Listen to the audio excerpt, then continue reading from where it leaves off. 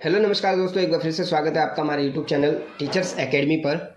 इस वीडियो में हम बात करने वाले हैं तृतीय श्रेणी अध्यापक की जो मेंस एग्ज़ाम है उसमें एक विशेष जो एक सबसे खास सब्जेक्ट होता है शैक्षिक परिदृश्य, उस विषय में हम बात करने वाले हैं। क्योंकि वहाँ से ऑलमोस्ट हमें हर एग्ज़ाम्स में जो भी पिछले भर्ती एग्ज़ाम्स हुए हैं उसमें हमें एवरेज क्वेश्चन 7 से 8 देखने को मिले हैं। तो उन क्वेश्चंस को हम पीवाईक्यू फॉर्मेट और एमसीक्यू फॉर्मेट में समझेंगे विद थ्योरी और कंसेप्ट। ठीक है, कंसेप्ट को साथ में लेके चलेंगे लेकिन समझेंगे किस हिसाब से, पीवाईक्यू के हिसाब से समझेंगे, ताकि आपको समझ आ जाए कि पिछले वर्ष किस प्रकार के क्वेश्चन पूछे गए हैं और आने वाली भर्तियों में किस प्रकार के क्वेश्चन पूछे जा सकते हैं। आज का जो टॉपिक हमारा रहने वाला है वह है शिक्षण अधिगम के नवाचार। ठीक है, शिक्षा के क्षेत्र में जो भी नवाचार होते हैं उनके बारे में हम इस वीडियो में समझने वाले हैं कि किस प्रकार के क्या क्या नवाचार हुए हैं। ये वीडियो पूरा 360 डिग्री विश्लेषण होने वाला है, मतलब कंप्लीटली पूरा पीवाईक्यू के फॉर्मेट में समझाएंगे और पूरे एक्सप्लेनेशन के समझाएंगे। अगर वीडियो पसंद आती है तो आप वीडियो को सब्सक्राइब जरूर कीजिएगा। ठीक है, चलिए स्टार्ट करते हैं वीडियो को बिना देरी किए। फर्स्ट क्वेश्चन हमारे सामने है, देखिए फर्स्ट क्वेश्चन हमें देखने को मिलता है SIQE का पूरा नाम क्या है। ठीक है, सबसे पहले है ऑप्शन में state initiative for quantum education. ब वाला ऑप्शन हमें देखने को मिलता है state initiative for quality education. स वाला ऑप्शन देखने को मिलता है state initiative to quality education and द वाला मिलता है super initiative for quality education. चलिए समझते हैं SIQ क्या होता है, उसके बाद इसका आंसर जानते हैं। SIQ एक ऐसी योजना है जिसको सबसे पहले स्टार्ट कब किया था, तो 2010-11 में 2010-11 में। ठीक है, 2010-11 में सबसे पहले जयपुर और अलवर में पायलट प्रोजेक्ट के रूप में, जयपुर और अलवर में पायलट प्रोजेक्ट के रूप में 60 विद्यालयों में स्टार्ट किया था। 60 विद्यालयों में स्टार्ट किया था। और इसको पायलट प्रोजेक्ट में स्टार्ट करने का क्या मतलब है, तो पायलट प्रोजेक्ट एक ऐसे मतलब होता है कि किसी भी छोटी योजना को बड़े क्षेत्र में डायरेक्ट लागू नहीं की जाती, उसको पहले छोटे क्षेत्र में लागू किया जाता है। अगर वह योजना सफलतापूर्वक सबके लिए, सरकार के लिए, जनता के लिए भी लाभदायक होती है तो उसे पूरे राजस्थान और पूरे क्षेत्र के लिए लागू कर दिया जाता है। ठीक है, तो सबसे पहले SIQE की योजना है उसको 60 विद्यालयों में 2010-11 में जयपुर और अलवर के क्षेत्रों में एक पायलट प्रोजेक्ट के रूप में स्टार्ट किया था।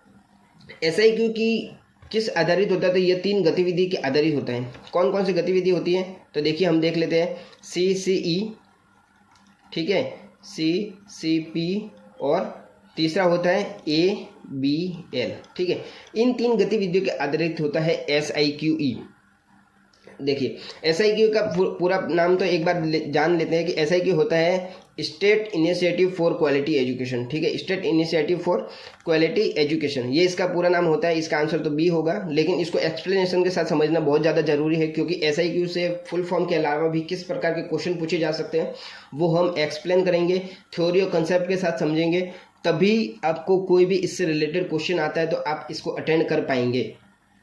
देखिए CCE तो क्या होता है, सतत एवं व्यापक मूल्यांकन। ठीक है, CCP होता है इसका बाल केंद्रित शिक्षा शास्त्र के आधारित होता है। ABL होता है एक्टिविटी बेस्ड लर्निंग। ठीक है, गतिविधि आधारित जो भी इसके अधिगम होते हैं, इन 3 गतिविधियों के आधारित होता है SIQE। ठीक है, देखिए इसके अलावा हम बात करते हैं अगला कि इनमें कौन कौन सा SIQ में कौन कौन सी जो भी संस्था है या फिर किन संस्थाओं के द्वारा यह क्रियान्वयन किया जा रहा है। तो इसमें सबसे पहले यह 4 भागों में इसको बांट देते हैं। सबसे पहले इसका जो SIQ है इसका निर्देशालय या फिर इसका जो परियोजना का संचालन कौन करता है, परियोजना संचालन। ठीक है, थोड़ी सी हैंड राइटिंग मुझे पेन टैप पर अनकंफर्टेबल सी लग रही है, सही नहीं लग रही है, लेकिन आप शब्दों को समझिएगा। वीडियो को अगर ध्यान से सुनते हैं तो आपको हर चीज़ कंसेप्ट बिल्कुल बेसिक से समझ आ जाएगा। SIQ के बारे में मुझे नहीं लगता उसके बाद कुछ डाउट रहेगा, और जो भी डाउट रहता है आप कमेंट में बिल्कुल बेझिझक पूछ सकते हो। ठीक है, चलिए देखिए इसका जो सबसे पहले परियोजना का जो संचालन कौन करता है, इसके अलावा इसमें जो अकादमिक कार्य कौन करता है,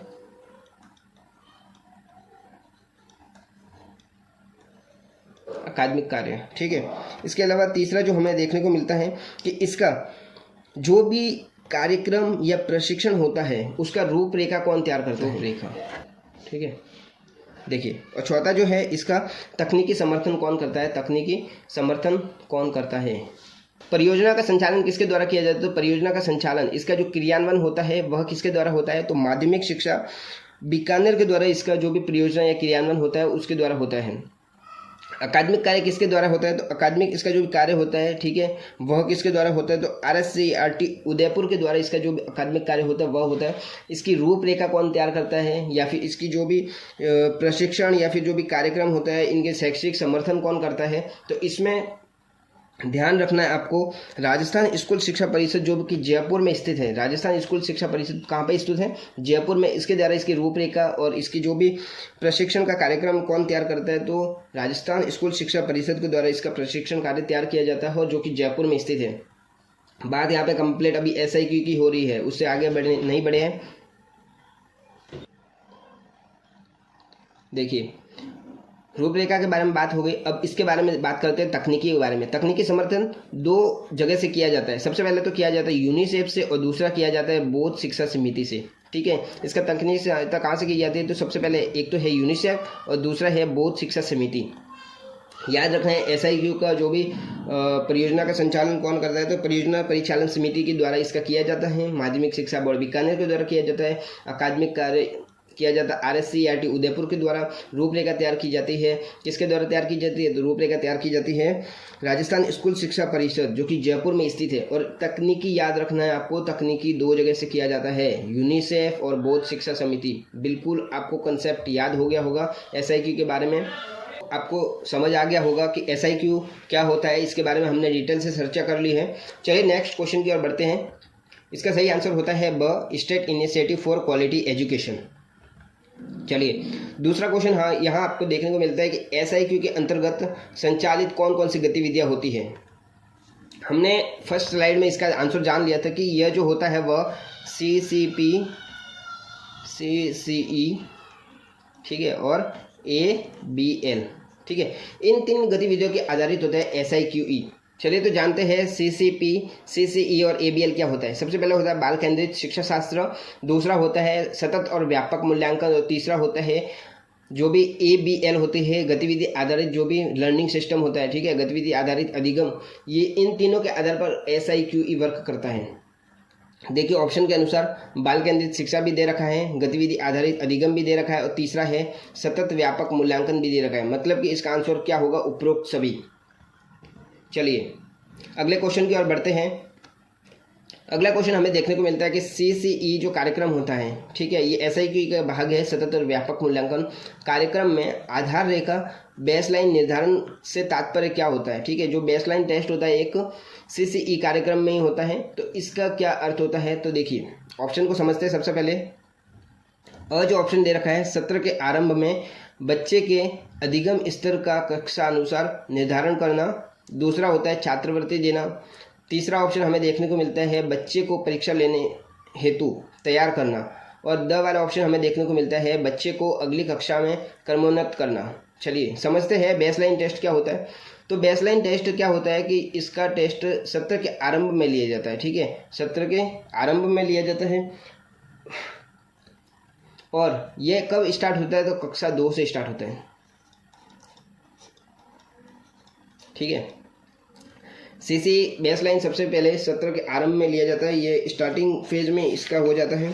देखिए तो आधार का मूल्यांकन क्या होता है? तो सत्र के प्रारंभ में बच्चों के शैक्षिक जो स्तर होता है उसको अधिगम के स्तर को जानने के लिए जो आकलन तैयार किया जाता है वह होता है आधार रेखा, या फिर इसको अन्य नाम भी एक हमें जानने को मिलता है कि स्थापन आंकलन भी कहते हैं। इसको क्या कहते हैं? स्थापन आंकलन भी कहा जाता है। यह कब से स्टार्ट होता है? तो जो मैंने अभी बता दिया है कक्षा 2 से प्रारंभ होता है, ठीक है। चलिए इसका सही आंसर आपको देखने को मिल गया। अ वाला इसका सही आंसर होता है बेसलाइन टेस्ट क्या होता है? तो सत्र के आरंभ में बच्चे के अधिगम स्तर का कक्षा अनुसार निर्धारण करना। चलिए अगला क्वेश्चन की ओर बढ़ते हैं। SIQE किस स्तर की शिक्षा से संबंध है? प्राथमिक शिक्षा से संबंधित है, माध्यमिक शिक्षा से संबंधित है, उच्च माध्यमिक शिक्षा या फिर उच्च शिक्षा से रिलेटेड है।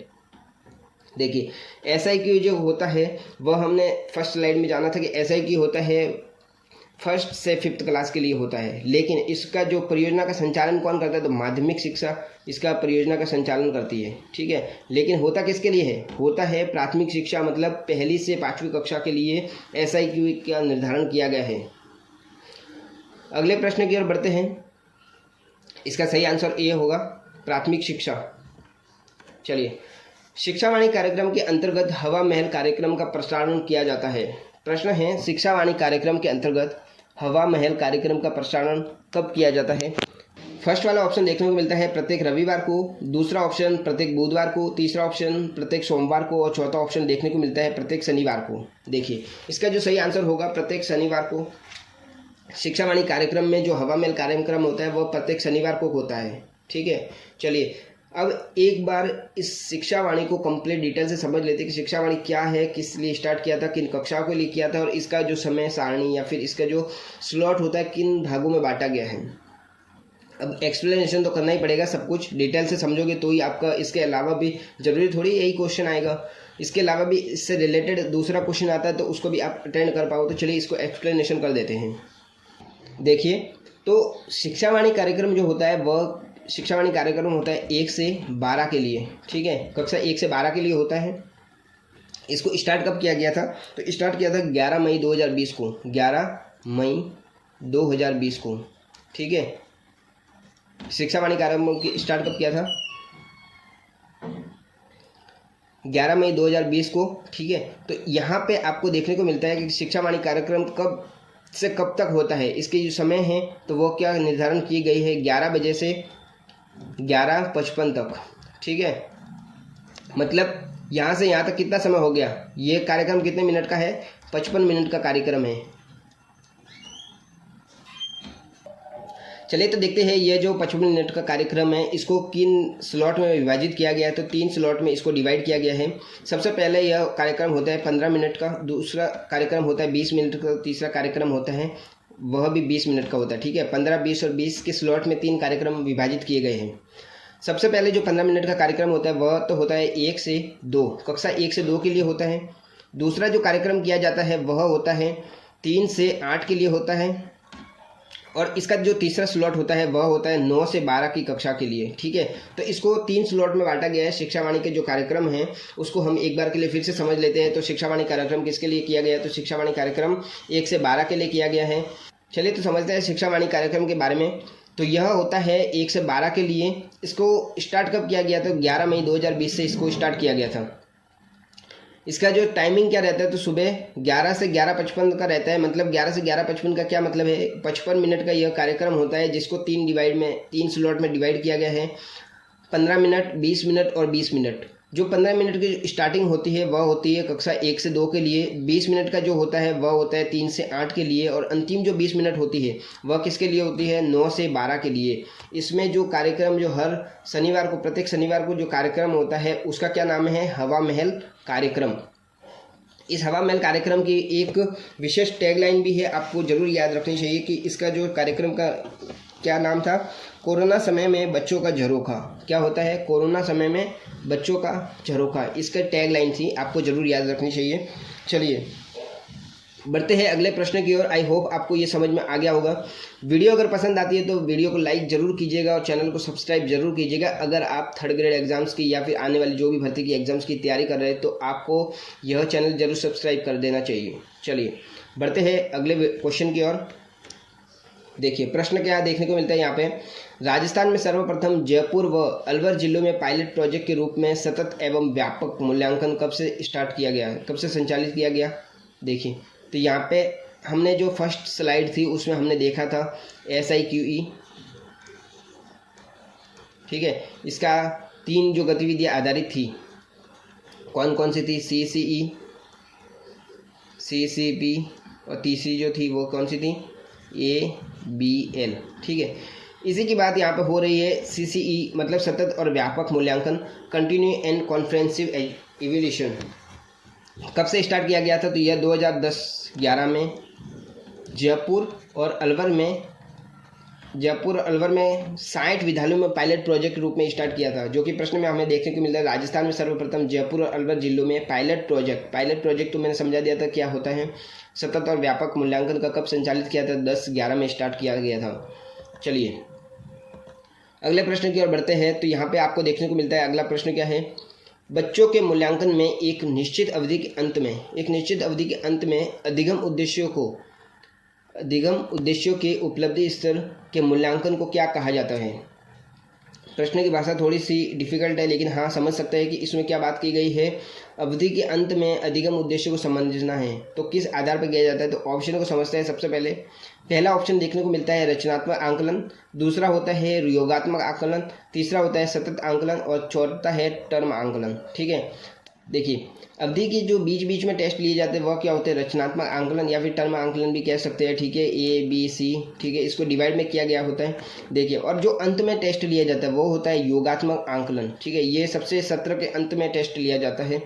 चलिए अगले प्रश्न की ओर बढ़ते हैं। अगला प्रश्न हमें क्या देखने को मिलता है कि SIQE नीति निर्धारण की सर्वोच्च निकाय क्या है?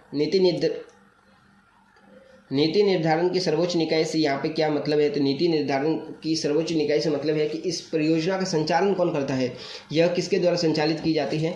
तो अ होता है परियोजना परिचालन समिति, दूसरा है राज्य कार्यकारी समूह, तीसरा है राज्य शैक्षिक प्रकोष्ठ और चौथा हमें यहाँ पे देखने को मिलता है जिला शिक्षा समिति। देखिए, तो इसका जो नीति निर्धारण की सर्वोच्च निकाय कौन सी होती है? तो परियोजना परिचालन समिति के द्वारा इसका जो भी रूपरेखा या फिर जो भी निर्धारण किया जाता है वह किया जाता है। और यहाँ पे आपको यह भी देखने को मिलता है कि यह किसके द्वारा होता है? माध्यमिक शिक्षा बीकानेर के द्वारा होता है।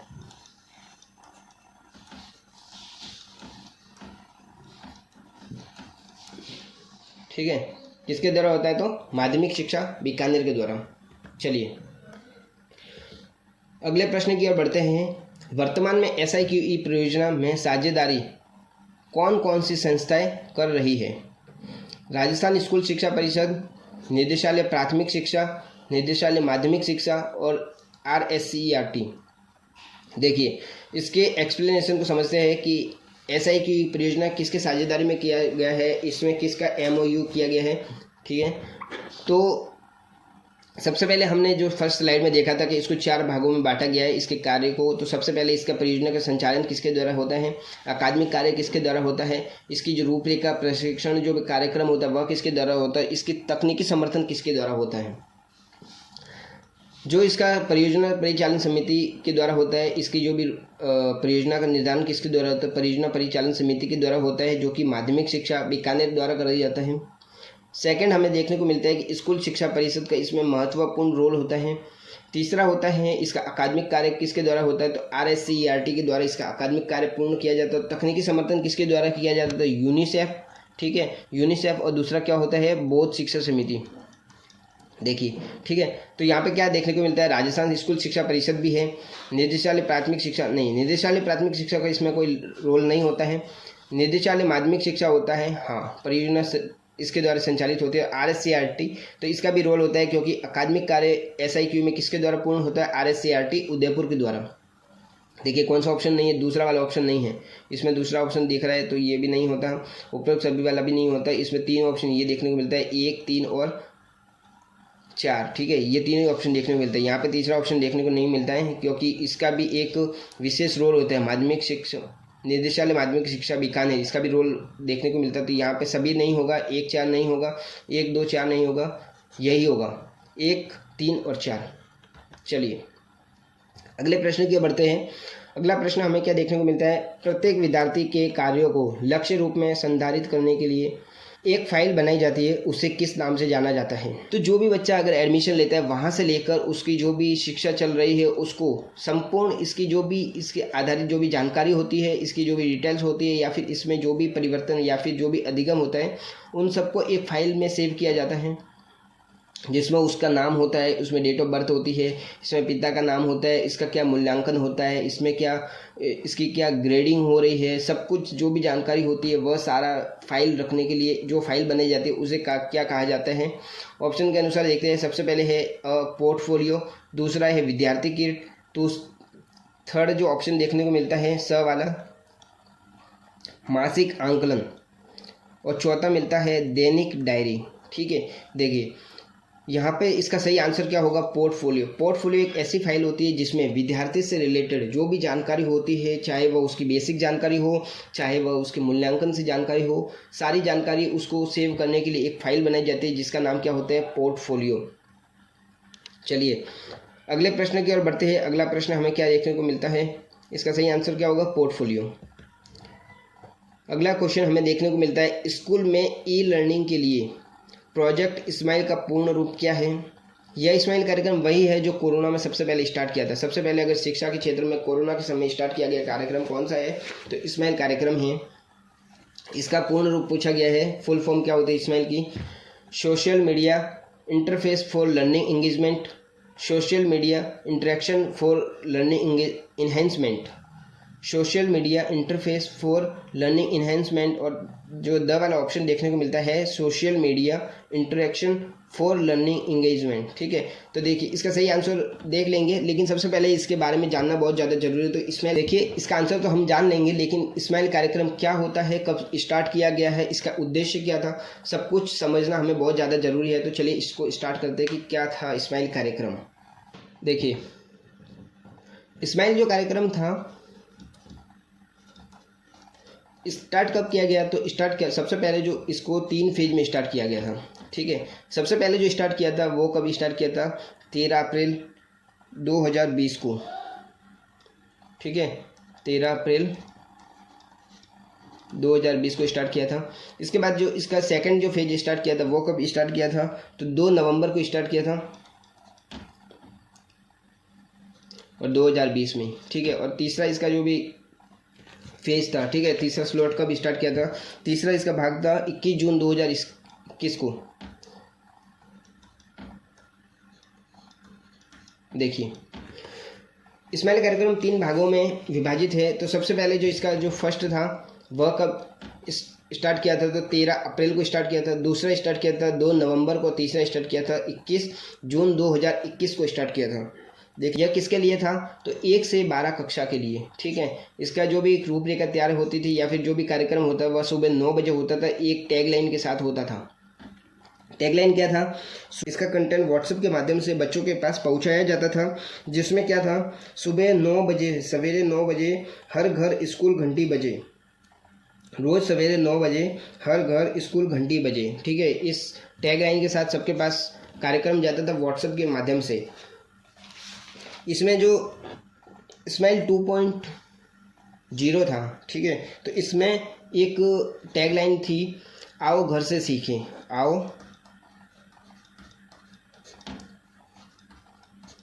आओ घर से सीखें। ठीक है, और इसमें क्या था, सेम यही था, लेकिन आओ घर से सीखे 2.0 था। आओ घर से सीखे 2.0 यहाँ से था, आओ घर से सीखे, और इसमें टैगलाइन थी क्या थी, हर सवेरे 9 बजे या फिर रोज़ सवेरे 9 बजे हर घर स्कूल घंटी बजे, ये एक टैगलाइन थी। इसमें कार्यक्रम में एक नया नवाचार क्या स्टार्ट किया था, तो यहाँ पे हर सोमवार को, मतलब प्रत्येक सोमवार को 1 से 5 के विद्यार्थियों को क्या किया जाता था, होमवर्क दिया जाता था। प्रत्येक मंडे को क्या दिया जाता था, होमवर्क दिया जाता था, किसको, 1 से 5 के लिए। ठीक है, इसके बाद अगला जो है 6 से 8 के लिए, तो उनको कब होमवर्क दिया जाता था, तो हर सोमवार को, और दूसरा दिया जाता था हर बुधवार को। ठीक है, 2 दिन होमवर्क दिया जाता था। तो कार्यक्रम तो 1 से 12 के लिए था, तो जो बाकी 9 से 12 बच्चे, 9 के 12 के जो विद्यार्थी थे उनके लिए क्या कार्यक्रम था, तो उनके लिए यह था कि जो अभिभावक से पूछ के विद्यालय परिसर में पहुंच सकते थे, तो उन्हें वहीं पर प्रशिक्षण किया जाता था, मतलब वहीं पर इन्हें गृह कार्य भी दिया जाता था 9 से 12 के विद्यार्थी। लेकिन उनका एक था कि उन्हें अपने अभिभावक से अनुमति लेकर ही विद्यालय में अपने परिसर में आना है। देखिए तो जो स्माइल कार्यक्रम है इसका पूर्ण रूप क्या होता है, तो स्माइल का फुल फॉर्म होता है social media interface for learning engagement. ठीक है, social media interface for learning engagement, ठीक है। तो यहाँ पे आपको ऑप्शन सही देखने को मिल गया होगा और इसके बारे में जो भी हमने एक्सप्लेन करना था सब कुछ एक्सप्लेन कर दिया है। फिर भी अगर कोई डाउट रहता है तो आप कमेंट में पूछ सकते हैं। चलिए, आई होप आप सबको समझ में आ रहा होगा वीडियो।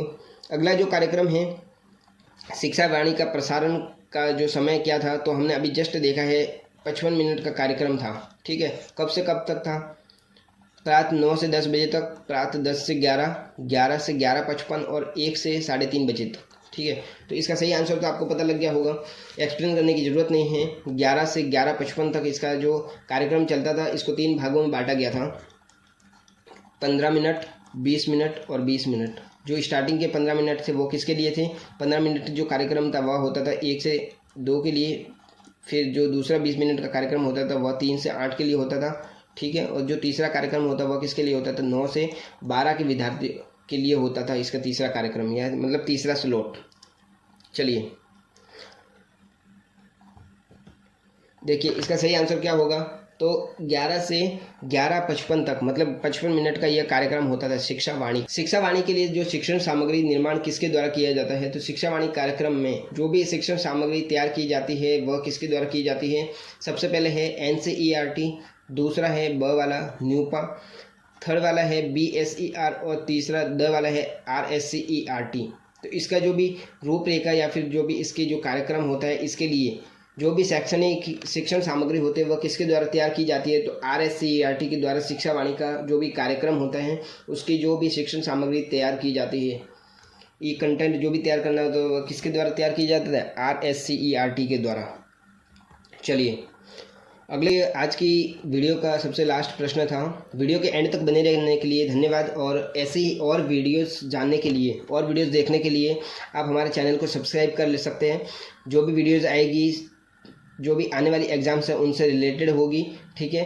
तो आई होप आपको वीडियो बढ़िया लगी होगी, तो चैनल को सब्सक्राइब जरूर कर देना। चलिए वीडियो को यहीं पे समाप्त करते हैं। Thank you.